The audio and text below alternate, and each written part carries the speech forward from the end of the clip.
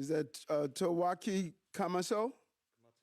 Okay, it's all yours. Okay. Mr. Adams, I was in this room in June of 2022. After testifying to you in that public hearing, we had a private conversation in a small conference room nearby.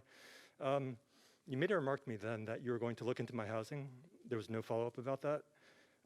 15 days ago, I got a punch to my head in a mica shelter. I don't belong in a shelter. We talked about a housing issue back then.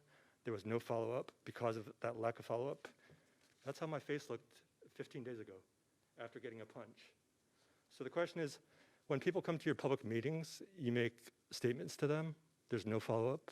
There are huge repercussions. I currently have a lawsuit against your administration, one being assigned to the New York State Supreme Court in Manhattan, assigned to New York State Supreme Court Judge Lyle Frank. I also have a pending petition for writ of certiorari to submit to the US Supreme Court by the end of next month. And so guess what I'm going to tell them? I'm going to tell them that while I have pending litigation against your administration, I'm being punched in the head, having to go to an emergency room.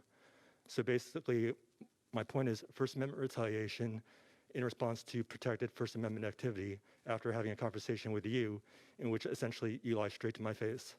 Have a nice day. Yeah, thank you. And first, no one should be assaulted. I'm really sorry to hear what happened to you. And as you indicated, you don't belong in a homeless shelter. No one belongs in a homeless shelter. Every New York should have the right to housing. And the reason we could not continue with our conversation is because you had ongoing litigation.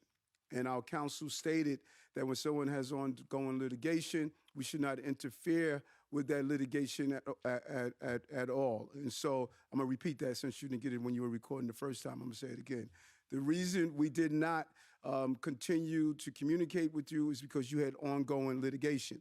And the corp counsel that represent the city advised us that we should not have continuous conversation with someone that has ongoing litigation. But if you have litigation or not, no one should be assaulted in this city. That's something that I stand for. That's something that I believe.